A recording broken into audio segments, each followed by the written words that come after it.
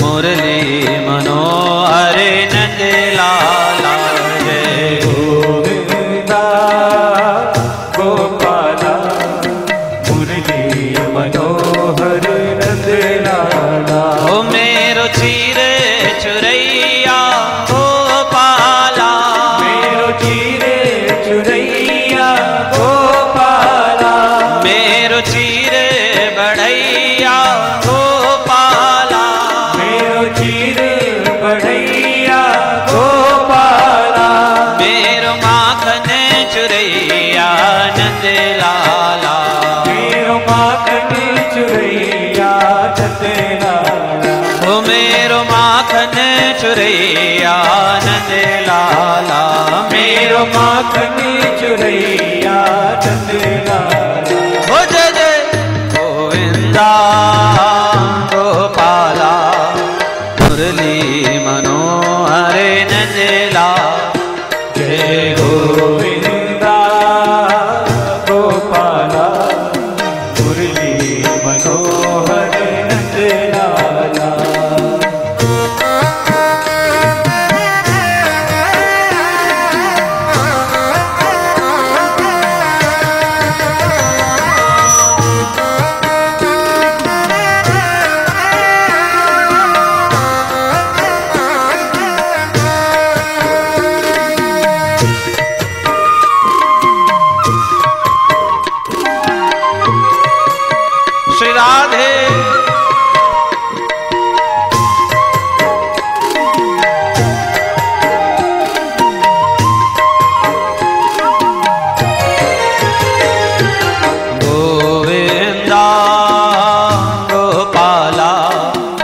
मुरली मनोहर नंद लाला। गोविंदा गोपाला मुरली मनोहर नंद लाला। ओ मेरो मुरली मनोहर नंद लाला। मेरो मुरली मनोहर नंद लाला। मेरो मुरली मनोहर नंद लाला। मेरो मुरली मनोहर नंद लाला। मेरो मुरली मनोहर नंद लाला। मुरली मनोहर नंद लाला। मेरो मुरली मनोहर नंद लाला। मुरली मनोहर नंद लाला।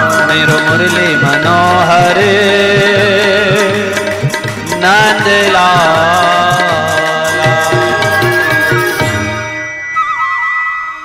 भगवान नंदनंदन को वंदन करते हुए, भगवान सर्वेश्वर महादेव को प्रणाम करते हुए, माँ भुवनेश्वरी को प्रणाम करते हुए, आप सभी उपस्थित बंधुजन, वरिष्ठजन, सभी भक्तिमती माताएं, आप सभी को नमन करते हुए, सभी को सादर जय श्री कृष्ण। परम पावन श्रीमद् भागवत भागीरथी का आज मध्य दिवस है और इसमें हम भगवान के प्राकट्य की कथा कहेंगे। भगवान के प्राकट्य का आनंद उत्सव आज हम मनाएंगे। कल हमने बड़े संक्षेप में वामन चरित्र किया। अष्टम स्कंध मनवंतर लीला है। किस मनवंतर में भगवान का कौन सा अवतार हुआ और भगवान का प्रति युग में, कल्प में, मनवंतर में विलग विलग अवतार होता है।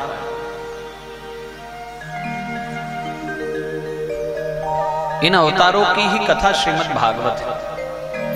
इन अवतारों को श्रवण मनन चिंतन करने से भगवान मार्ग पर, भगवान पथ पर जो भक्त चल पड़े हैं उनकी कथा है श्रीमद् भागवत। इस मनवंतर लीला में सर्वप्रथम कथा है गज और ग्राह की। श्री शुक उवाच आसीत् गिरिवरो राजः त्रिकूट इति विश्रुतः क्षीरोदेनावृतः श्रीमान् योजनायुतमुच्छ्रितः।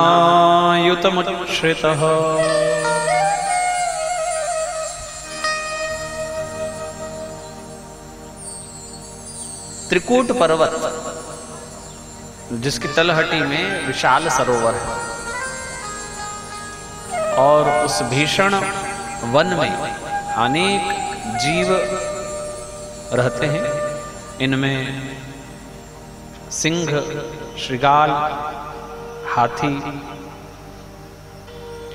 और उनमें भी एक ऐसे मदमस्त हाथी की कथा है जो अकेला होकर कई सौ हाथियों का बल रखता था। कथा के अनुसार उसका बल इतना अपार था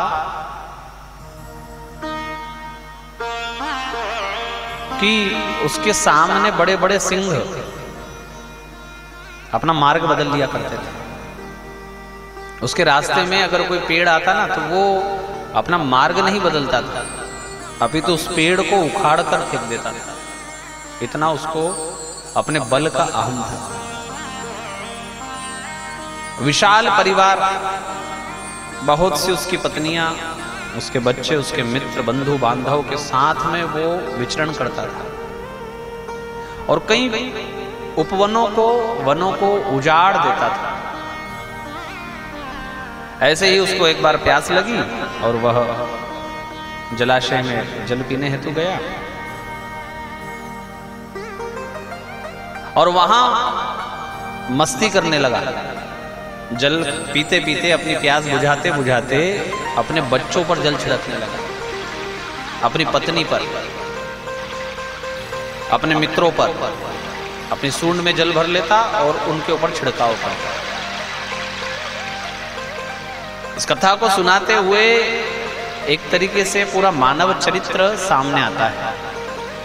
त्रिकूट पर्वत अर्थात त्रिगुणमयी सत्ता, सत्व रज और तम, इस पर रहने वाला हाथी मतलब स्वयं जीव मानव, उसका बहुत बड़ा परिवार है, कुटुंब कबीला है, बिल्कुल है, बहुत बलशाली वो है, तो ये भी बिल्कुल सत्य ही प्रतीत होता है। यौवनावस्था के मद में चूर कौन ऐसा होगा जिसको अपने बल का अभिमान माने? किसी को पैसे का, किसी को रूप का, किसी को यौवन का, किसी को अपने द्वारा कमाया हुआ संचय किया हुआ धन, कोई ऐसा भी होगा जिसको अपनी पहचान का, पद प्रतिष्ठा का अभिमान होगा।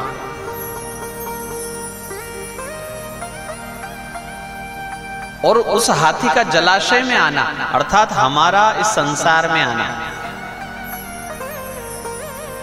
विषय रूपी जल से अपनी प्यास बुझाना और अपने परिवार जनों पर उसका छिड़काव करना, विषय सुख, उसी को सुख मानने वाले ऐसे जीव जिन्होंने पूरा जीवन उसी में रमा दिया है। कमाई करना और उस कमाए हुए धन से अपना और अपने परिवार वालों का भला करना। अच्छा, ऐसे करते हुए व्यक्ति भूल जाता है कि इसका अंत भी है एक दिन। वह गजराज भी भूल गया कि मेरी मस्ती का कोई अंत है। और वहीं उस ग्राह ने उस गजराज का पैर पकड़ लिया। ग्राह मृत्यु संज्ञक है और मृत्यु पैर पकड़ती है। इसलिए जब पैरों में दर्द हो जाए तब समझना कि बस अब ज्यादा दूर नहीं है। एक समय था जब खूब उछल कूद कर लेते थे, बहुत दौड़ दौड़ करके काम कर लेते थे, किंतु कोई थकान का अनुभव होता नहीं था। किंतु उसके बाद एक पड़ाव ऐसा आता है जिसमें आज थके हैं हम, ये पता पड़ता है। मौत सिर से नहीं, मौत पैरों से शुरू होती है, नीचे से ऊपर की तरफ जाती है, मृत्यु पैर पकड़ती है। और अभी तो 40, 45, 50 वाले ही कहते हैं कि बहुत पैर दर्द हो रहे हैं, तो उनको समझ लेना चाहिए कि कहां हम खड़े हैं। कई लोग कहते हैं कि कहां मृत्यु बिना बताए तो आती है, बताती कहां है। किंतु आने से पहले मृत्यु के बहुत हमको मिस कॉल आते हैं। हालांकि वो मिस कॉल नहीं, वो तो पूरा पूरा फोन लगाती है, हम नहीं अटेंड करते हैं, तो वो मिस कॉल में बदल जाते हैं। जैसे पैरों का ये दर्द, ये उसका एक फोन है, आ रही हूं मैं, पर हम अटेंड ही नहीं करते। आयोडेक्स मलिए, काम पर चलिए। फिर धीरे धीरे वो शरीर में ऊपर की तरफ बढ़ती है, कमर दर्द, हाँ, कभी कभी बालों का सफेद होना, ये उसका एक हमको चेतावनी है। किंतु हम तो बाल डाई करवा लेते हैं, अभी तो मैं जवान हूं, आंखों से थोड़ा कम दिखाई देने लगा, अब दूर का नजर नहीं आता है तो चश्मा लगा लिया, कानों से कम सुनाई देने लगा तो मशीन लगवा ली, चलते नहीं बना लाठी पकड़ ली। अनेक साधन हम ऐसे कर लेते हैं कि जिससे हम मृत्यु को धोखा देना प्रयास जरूर करते हैं, किंतु ये चेतावनी है, और इस चेतावनी से जितना सचेत हो जाए जीव और जितनी जल्दी हो जाए उतना अच्छा है। एक प्रसंग आता है रामचरितमानस का, जिसमें राजा दशरथ को चारों ओर बड़ाई हो रही थी कि वाह भाई क्या बेटे पाए हैं, क्या बहुएं पाई हैं। हाँ, एक से बढ़कर एक, नारायण सदृश बेटा और लक्ष्मी सदृश बहू, जितना इनकी बड़ाई की जाए उतना कम है। तो राजा दशरथ अपने अंदर झांकते हैं, और अपने अंदर झांक कर क्या पाया उन्होंने? श्रवण समीप भय शीत के श्रवण समेत भय शीत के श्रवण समीप भय शीत के श्रवण समीप भय शीत के मनहु जरठपन अस उपदेशा मनहु जरठपन वय उपदेशा मनहु जरठपन अस उपदेशा मनहु जरठपन अस उपदेशा श्रवण समीप भय शीत के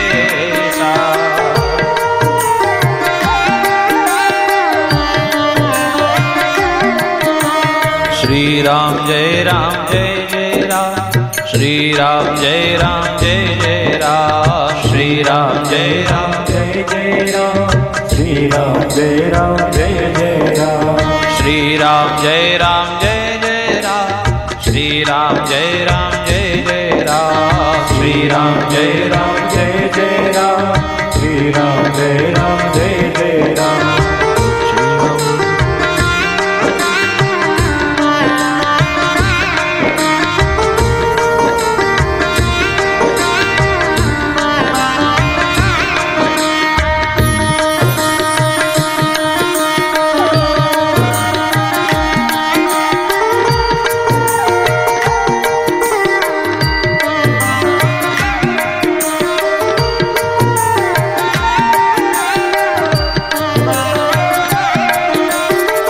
राय सुभाय मुकुर कर लीना राय सुभाय मुकुर कर लीना बदन बिलो की मुकुट सम कीन्हा बदन बिलो की मुकुट सम कीन्हा श्री राम जय जय राम श्री राम जय जय राम श्री राम जय जय राम श्री राम जय जय राम श्री राम जय जय राम श्री राम जय जय राम श्री राम जय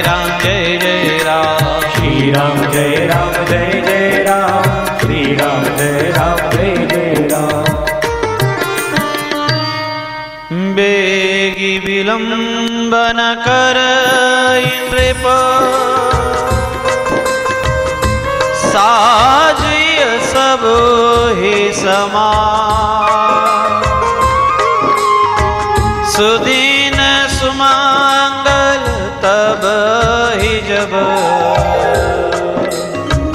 राम हो ही जुब राम हो ही जुब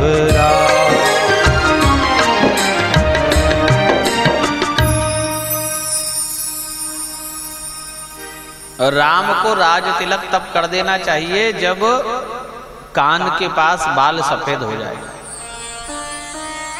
श्रवण समीप भय सित केसा मनहु जरटपन अस उपदेशा उपदेश करने के लिए बुढ़ापा आता है, धवलता की ओर हमको ले जाता है, सफेदी की ओर। पुराने काले कारनामों को छिपाकर वह धवलता स्वच्छता जिससे परिचित होती है वह सफेदी हमारे शरीर में आती है और हम उसी सफेदी को छिपाने का प्रयास करते हैं जो हमको स्वच्छ सिद्ध कर रही है। हम प्रयास करते हैं कि काले ही बने रहे तो अच्छा है। कथा का सुंदर तात्पर्य है कि बालों की सफेदी हमको बताती है कि अब राम जी का राज्याभिषेक कर दो। राम जी का राज्याभिषेक का अर्थ क्या है? भजन। अब भजन में मन लगाओ, अब इधर घूम जाओ थोड़ा सा, बस हो गया, जितना करना था हो गया। अब प्रयास करो कि अब भजन में कैसे आगे बढ़े। धीरे धीरे कुछ ऐसा अपना लो कि जिससे हम भजनानंदी हो जाए। जैसे जैसे फिर वो पूरे हिमालय बने ना माथे पर, सफेदी की चमकार हो, वैसे वैसे भजन बढ़ता चला जाए। यही वास्तविकता में राम जी का राज्याभिषेक है। एक दिन तो यह अयोध्या जर्जर हो ही जानी है, और ये अयोध्या जर्जर हो इससे पहले राम जी का राज्याभिषेक इस अयोध्या में हो जाए। दशरथ, हाँ 10 है रथ जिनके, 10 इंद्रियां, और वो सारी की सारी इंद्रियां अगर राम जी के वश में हो, पंच ज्ञानेन्द्रिय, पंच कर्मेंद्रिय, यदि वो सब राम जी के वश में हो, तभी तो जीवन का आनंद है।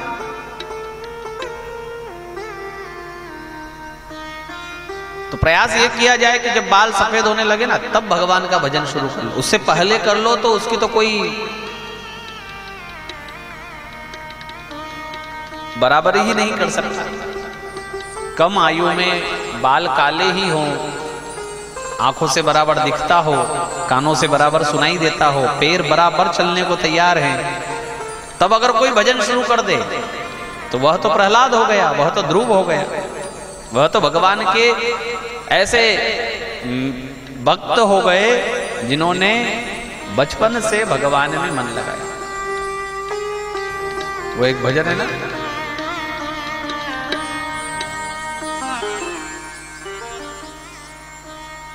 भजन करो जवानी में बुढ़ापा किसने देखा है। भजन करो जवानी में बुढ़ापा किसने देखा है। भजन करो जवानी में बुढ़ापा किसने देखा है। भजन करो जवानी में बुढ़ापा किसने देखा है। हो किसने देखा है बुढ़ापा, किसने देखा है, किसने देखा है बुढ़ापा किसने देखा है।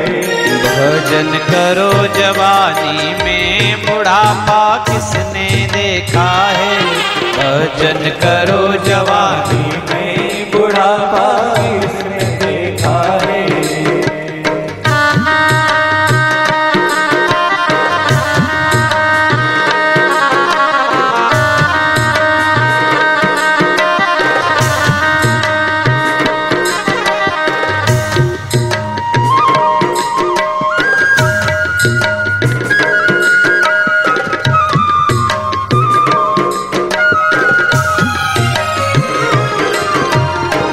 आएगा बुढ़ापा तो आंख ना देखेगी तेरी। आएगा बुढ़ापा तो आंख ना देखेगी तेरी। दर्शन करो जवानी में बुढ़ापा किसने देखा है। ओ दर्शन करो जवानी में बुढ़ापा किसने देखा है। भजन करो जवानी में बुढ़ापा किसने देखा है।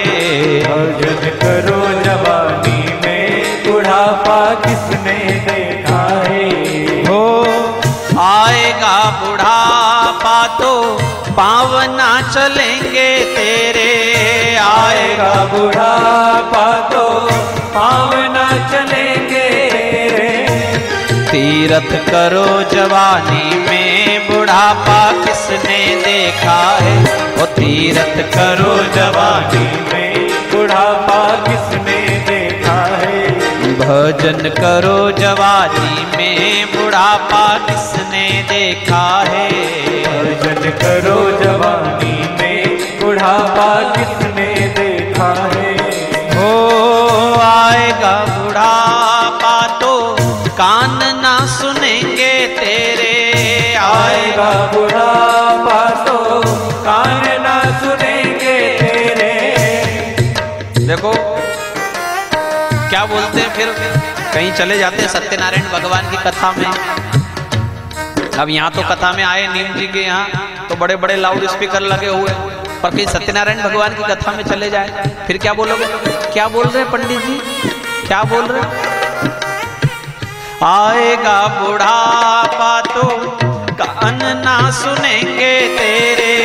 आएगा बुढ़ापा तो कान ना सुनेंगे तेरे। कथा सुनो जवानी में बुढ़ापा किसने देखा है। कथा सुनो जवानी में बुढ़ापा किसने देखा है। ओ किसने देखा है बुढ़ापा किसने देखा है। किसने देखा है बुढ़ापा किसने देखा है। भजन करो जवानी में बुढ़ापा किसने देखा है। भजन करो जवानी में बुढ़ापा किसने देखा है। भजन करो जवानी में बुढ़ापा किसने देखा है। भजन करो जवानी